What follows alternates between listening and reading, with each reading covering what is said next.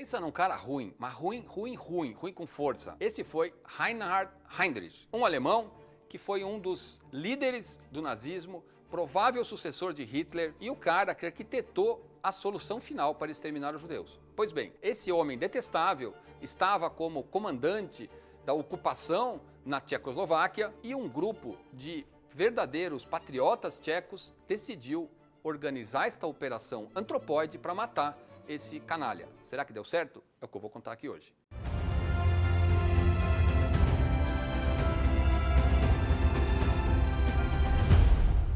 Reinhard Heydrich nasceu em 1904 numa família de boas posses. O pai dele, inclusive, era compositor de ópera, ele teve excelente educação, era um bom violinista, nadava, fazia esportes, enfim, teve uma vida normal para alguém que nasceu em boas condições na Alemanha no começo do século. A Primeira Guerra Mundial, porém, causou devastação econômica e a família dele também ficou em dificuldades. Ele então entra para a Marinha, aonde aquele tipo físico potente ajudou que ele galgasse alguns cargos. Ele logo mostrou o seu perfil. Era um homem extremamente arrogante, extremamente ambicioso e mulherengo. Inclusive isso causaria problemas, porque ele havia prometido casamento a uma jovem, não cumpriu e em 1931 ele foi então desligado da Marinha por causa disso. Ele entra para o Partido Nazista e se candidata a uma vaga na SS, que fazia as operações especiais. Nessa época, a SS e a Gestapo já eram comandadas por Himmler, outra figura detestável. Himmler, imagina, comandava a Gestapo e a SS, portanto, as duas organizações que cuidavam de fazer o mal. E aí ele se encanta com o Heydrich, aquele homem alemão, alto, loiro, de olhos azuis, ou seja, um típico ariano. Heydrich, com sua personalidade ambiciosa, competente, começa a galgar postos no Partido Nazista junto com Himmler. Se torna literalmente o braço direito de Himmler, que era muito próximo de Hitler. Tanto que a partir de 1935,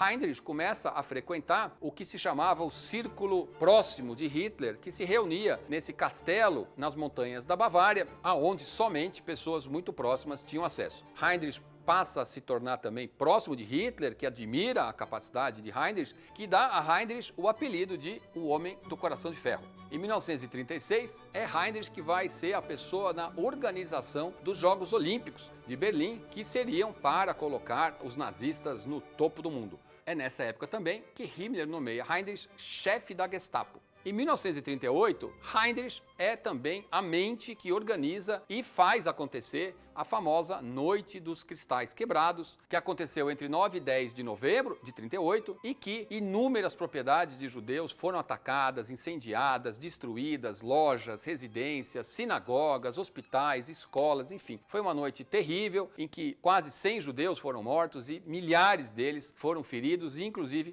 presos. Nos dias que seguiram a Noite dos Cristais Quebrados, cerca de 30 mil homens judeus foram encaminhados para campos de concentração. Esse vídeo não tem pretensões de falar sobre o nazismo como um todo e sobre o Holocausto como um todo, mas é importante dizer que nessa época os campos de concentração eram praticamente campos de trabalhos escravos, por isso que os homens eram enviados majoritariamente, ainda não eram campos de extermínio, como eles viriam a ser logo depois. Esses homens trabalhavam justamente em indústrias pesadas, quase como escravos, como eu falei, produzindo bens de indústria pesada para o próprio crescimento do nazismo. Em janeiro de 1941, é Heydrich que organiza a Conferência de Wannsee, aonde principais líderes do exército alemão, do nazismo, foram chamados e aonde Heydrich apresenta a organização da solução final. Solução final era o plano do genocídio em escala industrial dos judeus da Europa. Um plano para liquidar 10 milhões de pessoas, das quais, infelizmente, 6 milhões eles conseguiram. Aqui é importante também uma explicação. As execuções aconteciam a tiro, ou seja, soldados eram escalados para fuzilar os judeus e jogá-los em valas. Mas muitos soldados não tinham vocação para assassinato a sangue frio. Uma coisa é você entrar no exército e atirar num soldado inimigo de longe ou mesmo de perto. Outra coisa é matar pessoas absolutamente inocentes, que não tiveram nada, que não são inimigos e que eventualmente são até da sua cidade. Então muitos soldados reagiam mal. Havia também a necessidade de muitos soldados para matar essas pessoas. E isso também tirava os soldados da frente de batalha. Himmler, então, pediu a Heydrich que organizasse uma operação industrial para liquidar os judeus. E aí são, então, criados os campos de extermínio. Os judeus começam, então, a ser recolhidos nas cidades, amontoados em trens horríveis e enviados para os campos de extermínio. Alguns meses depois, em setembro, Heydrich é nomeado como comandante protetor do protetorado da Tchecoslováquia. Aqui uma informação. Em 1938, Hitler decide invadir os Sudetos. Eram a área mais oriental da Tchecoslováquia, sob o argumento de que esta região era ocupada majoritariamente por pessoas de descendência alemã e que eles eram perseguidos pelos tchecos. A Inglaterra e a França, ao invés de negar, acharam que fazendo um acordo com Hitler, acalmariam Hitler. Então aconteceu a famosa Conferência de Munique, na qual o primeiro-ministro inglês, Neville, foi até Munique, enfim, é um evento de triste lembrança, na qual eles assinaram esse acordo, pelo qual eles reconheciam que os Sudetos passavam a fazer parte da Alemanha. Após o início da guerra, Hitler invade também o resto da República Tcheca, a região da Morávia e a região da Boêmia. O homem que lá estava, o general que lá estava, como responsável pela administração da região, era considerado muito leve, muito gentil. Então Heinrich é enviado para lá para tomar as providências. A primeira coisa que ele faz ao chegar lá é avisar os seus subordinados de que o nosso objetivo agora é germanizar os vermes tchecos. Ele então determina que a população seja examinada do ponto de vista racial para verificar quais daqueles tchecos poderiam ser germanizados e os que não podiam. E os que não podiam ou seriam enviados a campos ou seriam executados imediatamente. Ele também instala um verdadeiro terror. Em apenas 5 dias, ele determina a execução de 192 tchecos por suspeita de qualquer coisa que ele considerasse relevante. Essa pressão permanece e aí o presidente da Tchecoslováquia tinha fugido e estava exilado em Londres. E junto com outros colegas decidem que precisam dar um jeito de eliminar o Heinrich. O motivo principal é que eles esperam que a Alemanha seja derrotada e que após o fim da guerra, os ingleses e os franceses devolvam os Sudetos para a Tchecoslováquia e que não passe a fazer parte da Alemanha em definitivo. Com o apoio do serviço secreto inglês, é organizada então a Operação Anthropoid, cujo objetivo é matar o Heinrich em Praga. Alguns homens, então, tchecoslovacos, são treinados para pular de paraquedas na Tchecoslováquia e proceder com a tentativa de assassinato. No dia 28 de dezembro de 1941, esses homens partem do aeroporto de Success, no sul da Inglaterra, e pulam de paraquedas numa região ao sul da Tchecoslováquia. 2 desses homens são os líderes da operação, Josef Gabčík e Jan Kubiš.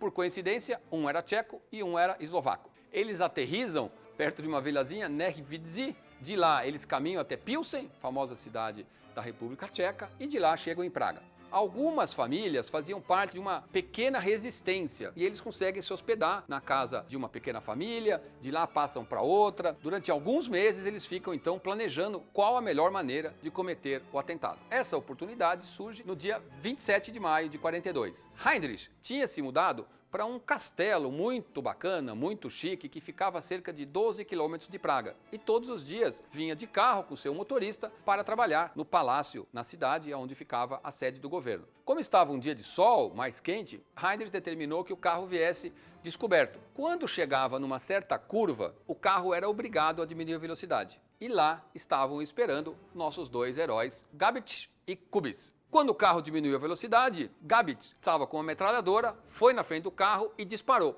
A arma travou. Em vez do Heinrich mandar o motorista acelerar e sair dali, alemão nazista que ele era, mandou o motorista frear, levantou, pegou a sua pistola para atirar em Kubiš. Nesse momento, Kubiš viu a sua oportunidade e jogou uma granada no carro. A granada bateu na roda do carro, explodiu, fazendo o carro levantar e deixando tanto o motorista quanto Heinrich bastante feridos. Mas mesmo ferido, Heinrich levantou, pegou sua pistola e ainda perseguiu um deles por alguns metros até cair desmaiado no chão. Ele foi levado para um hospital numa situação ruim, mas aparentemente não fatal. Ele foi operado, colocado sob cuidados e durante alguns dias ficou num estado ruim, mas melhorou. No dia 3 de junho chegou inclusive a sentar na cama, fazer uma alimentação normal, chamar um dos seus subordinados, dar algumas ordens, mas a infecção que ele tinha piorou radicalmente e ele morreu à noite desse dia. Hitler pessoalmente determinou que fosse feita uma investigação e que não houvesse limites para descobrir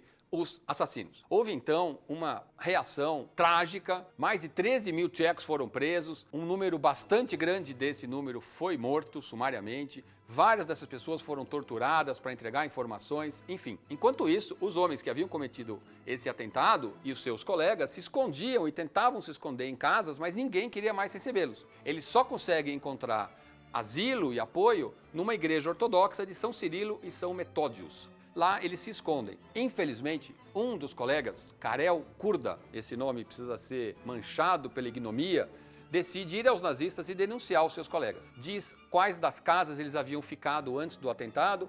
A Gestapo, então, vai nessas casas, prende as famílias, tortura essas pessoas, mata a maior parte delas, e uma dessas pessoas acaba dizendo que eles devem estar na igreja. A Gestapo, junto com o exército nazista, reúne 800 homens e cercam a igreja, começam a disparar na igreja. 3 dos homens se colocam numa área alta da igreja, num lustre, e de lá ficam atirando de volta nos soldados, chegam a ferir e matar alguns dos nazistas, mas acabam sendo mortos depois de 3 horas. Os outros se escondem numa cripta que ficava abaixo do chão da igreja. Os nazistas, após perceber que pararam os tiros, invadem a igreja. Ao invadir a igreja, encontram os corpos desses 3 homens, mas vem um caminho de sangue e, portanto, imaginam que algum dos homens devia estar vivo. Torturam o padre, que acaba dizendo realmente que havia uma entrada para essa cripta. Eles abrem esse buraco, mas é um buraco estreito, descem 2 soldados para verificar o que acontece e aí os nossos heróis, claro, fuzilam os 2 soldados que voltam bastante feridos para cima. Eles percebem que é muito difícil,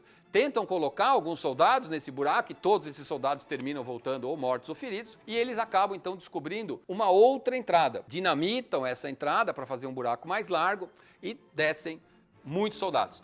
Os tchecos tinham apenas pequenas pistolas com pouco armamento. Haviam 4 deles ainda lá embaixo, que durante um curto período tentam resistir, mas a munição está acabando e a situação, evidentemente, não tem mais solução e eles terminam se suicidando para não serem feitos prisioneiros e terem que, eventualmente, ser torturados e passar pela tragédia que poderia ser. Esses homens, portanto, morreram dentro dessa igreja e aqui um lado pessoal, eu fui a Praga há poucos anos e, assim, essa história sempre me tocou muito, né? Pessoas que estavam lá na proteção em Londres, tranquilas, tranquilas não, claro, tensas pelo seu país ocupado, mas que estavam lá protegidas, que decidem voltar num avião, pular de paraquedas numa missão que evidentemente era praticamente suicida. A chance desses homens escaparem da Tchecoslováquia era 0, né? E esses homens mataram esse canalha, esse monstro, esses homens tentaram se esconder, resistiram.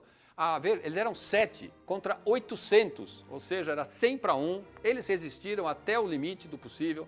E eu fui visitar essa igreja, que hoje continua sendo igreja na parte de cima, mas a cripta é um pequeno museu, onde você tem a história, as fotos, ainda existem buracos das balas, enfim, é a história viva. Se você for a Praga, eu recomendo muito que você vá visitar esse lugar, onde homens muito corajosos e homens que merecem toda a admiração estiveram.